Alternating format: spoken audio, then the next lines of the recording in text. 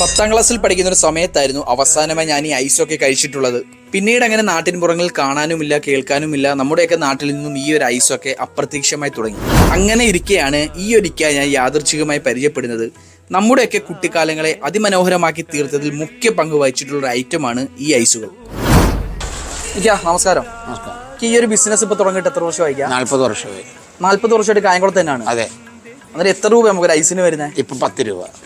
ഏതൊക്കെ ഫ്ലേവറിലുള്ള? പാൽസേമിയ ഉണ്ട്, പിസ്ത ഉണ്ട്, മുന്തിരി. ഇപ്പം പിസ്ത തീർന്നു. ഇനി പാൽസേമിയും മുന്തിരി പുഴുങ്ങിയെടുത്ത് മുന്തിരി പുഴുങ്ങി അരടി പാവ് കാച്ചി നിറയ്ക്കുന്നത്. അത് വേറെ കൃത്രിമം ഒന്നും തന്നെ ഇല്ല. സേമിയാണെങ്കിൽ സേമിയ കാച്ചി പാലുമായിട്ട് കപ്പലണ്ടിയും ഇതൊക്കെ ഇട്ട് എസൻസ് ഏലക്കൊക്കെ ഇട്ട് എടുക്കുന്ന പാൽസേമിയ, പഴയ പായസം പോലത്തെ. ഇങ്ങനെ വീട്ടിൽ നിന്ന് ഉണ്ടായിക്കൊണ്ട് ഹോംമേഡ് തന്നെ. ഹോംമേഡ് തന്നെയാണ് എല്ലാം വീട്ടിൽ നിന്ന് ഉണ്ടായിക്കൊണ്ട്. അതെ അതെ. ഒറ്റയ്ക്കാണോ? വീട്ടുകാർ ചെയ്തു തരും.